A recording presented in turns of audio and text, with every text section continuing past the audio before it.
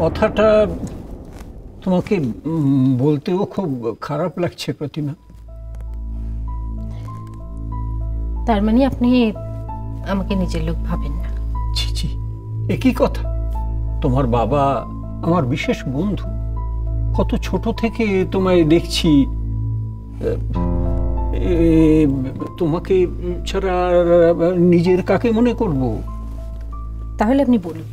আমি শুনলাম তোমরা নাকি একটা নতুন নার্সিংহোম খোলার জন্য জমি খুঁজছো। হ্যাঁ কাকাবাবু, আপনাকে কে বলল?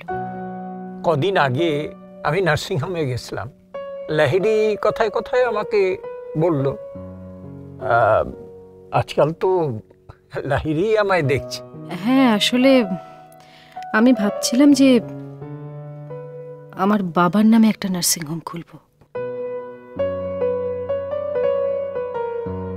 ও আমার মেয়ে, আমার মেয়ের মতো। ওর সামনে আপনি নিঃসংকোচে বলতে পারেন। হ্যাঁ, ওর কথাও লাহিড়ির মুখে শুনলাম। ওর জন্যই তো তুমি সুস্থ হয়ে উঠেছো, তাই না? প্রণাম কর। থাক থাক থাক, দীর্ঘজীবী হও, সকলের ভালো করো। এটাই খুব ভালো আশীর্বাদ করলেন ওকে। ওর জীবনের একটাই লক্ষ্য, সবার ভালো করা। এ তো খুব ভালো কথা। এভাবে আজকাল কজন ভাবে? কাকাবাবু, সবার ভালো করা সম্ভব? যাই তো, আমি আমার কাজটা করব, ভালো মনে করেই করব, তারপর যা হয় হবে। বিনিময়ে কিছু না আশা করে সবার ভালো করা যায়। তুই চুপ কর, পাকা বুড়ি একদম। ঠিক আছে ঠিক আছে, ওর সামনেই বলি, তাতে যদি আমার কিছু ভালো হয়। বলছিলাম যে প্রতিমা, তুমি তো আমার বাড়ি দেখেছো, চেনো। বেশ খানিকটা জায়গা নিয়েই বাড়ি। বলছিলাম যে তুমি আমার ওই জমিটা কিনে নাও না। কাকাবাবু, আপনার অত সুন্দর বাড়ি আপনি বিক্রি করে দেবেন? এছাড়া আমার যে আর কোনো উপায় নেই মা। কাকাবাবু, আপনি আমার থেকে বয়সে বড়, আপনি যা সিদ্ধান্ত নেবেন বুঝেই নেবেন। আর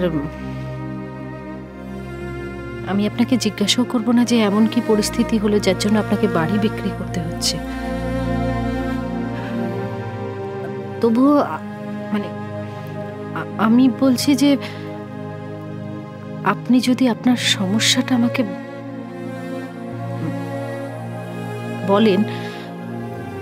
বলছিলাম যে তুমি আমার জমিটা কিনে নাও মা।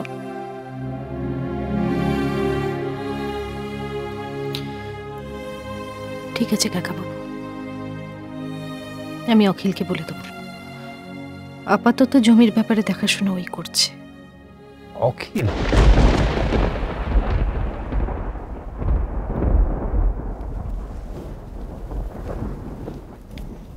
দেখো, আজ তাহলে চলি। সাবধানে যাবেন। আমি তোমাকে একটু এগিয়ে দেব? না না, আমি পারবো। না, আসলে সদর দরজার আলোটা ঠিক জ্বলছে না তো, তাই তোমার যদি আলো থেকে অন্ধকারে গেলে অসুবিধা হয়। আরে মা না, আরে আমি বৃদ্ধ হয়েছি বটে, কিন্তু এখন তো অথর্ব হইনি। কাকাবাবু, ও যখন যেতে চাইছে ওকে নিয়ে যান, না হলে আপনার পিছন পিছন গিয়ে দেখে আসবে আপনি ঠিক মতো যেতে পারলেন কি। তাই? যাও, দাদুকে গিয়ে দাও। চল না, চল।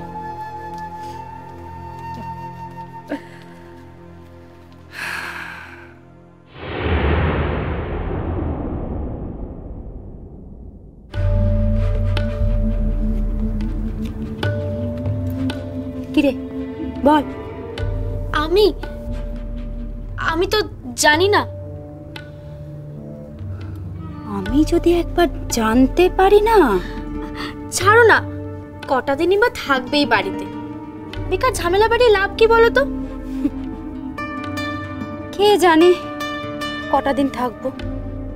তোর জেঠুর যা মতি গতি না, দেখ না, সেদিনকে তো ভাবলাম যে হয়তো রাজি হয়ে গেছে।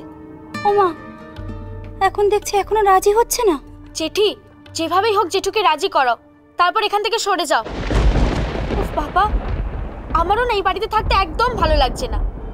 দিন দিন বাড়িটা যেন কিরকম হয়ে যাচ্ছে। কত বছর রং করা হয় না বলো তো এই বাড়িটাতে? এরপর না সবাই এটাকে পুরো বাড়ি বলবে। তার থেকে ভালো একটা নতুন বাড়ি কিনে সেখানে চলে যাও। বললেই কি আর যাওয়া যায় রে? কেন? জেঠুর তো অনেক টাকা। তবু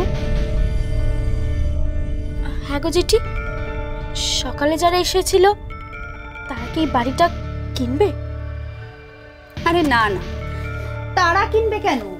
কিনবে তো অন্য লোক। ওই এসেছিল মাপঝোক করতে। তা জেঠি, জেঠু কত টাকায় দেবে? সেটা ঠিক আমিও জানি না, জানিস। তবে বাবা একটু কম সম হলে আমি রাজি হয়ে যাব। এখান থেকে বেরো তো, আমার না একদম এখানে ভালো লাগছে না।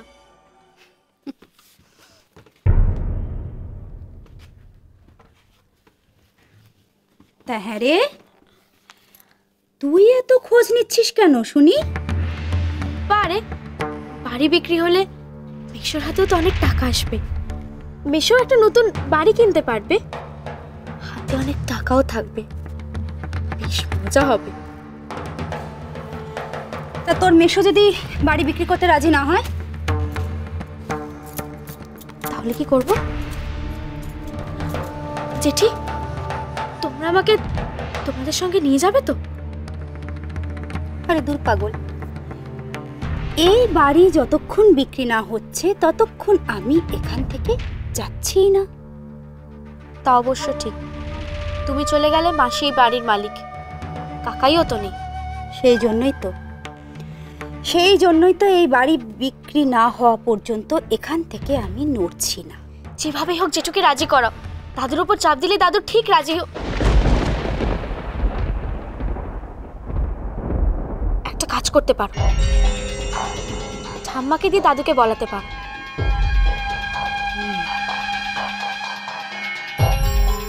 এই শোন, তুই তাড়াতাড়ি যা তো, দেখ তো তোর জেঠুর সাথে দাদু কি কথা বলছে। যা যা, তাড়াতাড়ি যা যা। ঠিক বলেছ, আমি বরং একবার দেখে আসি।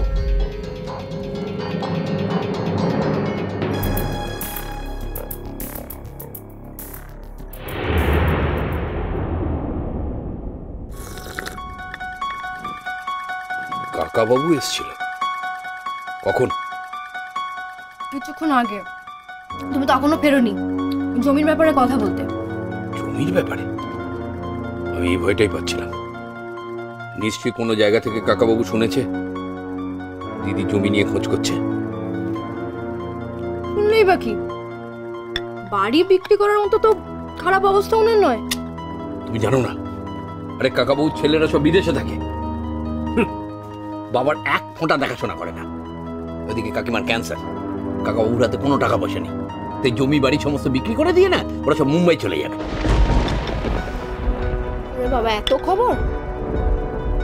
ওই লাইডি বলছিল।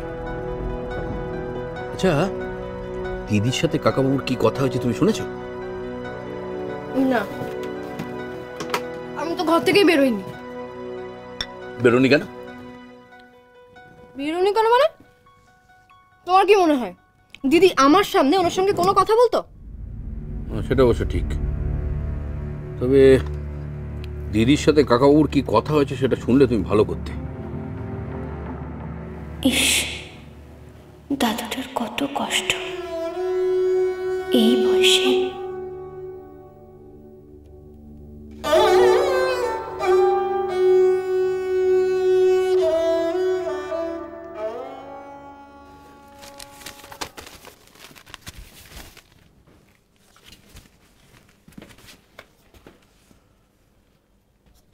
বাবা, এসো দেবেশ। জানো কি হয়েছে আজকে? জানি বাবা, পারুলের মার কাছ থেকে সব শুনেছি। এ ব্যাপারে তোমার কি বলার আছে? আমি কি বলবো? বড় বৌমা যা বলেছে সেটাই কি তোমারও মত?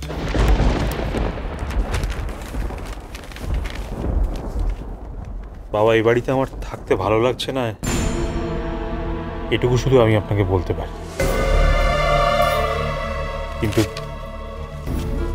বাড়ি বিক্রির ব্যাপারে আমার কোনো মত নেই। আপনি যা ভালো বুঝবেন। বাড়ি বিক্রি করতে আমি রাজি নই। বাড়ি ভাগ করতে আমি মত দিয়েছি এই কারণেই যে তাও সবাই অন্তত এক জায়গাতেই থাকতে পারবো। কিন্তু বাড়ি বিক্রি না, কখনো নয়।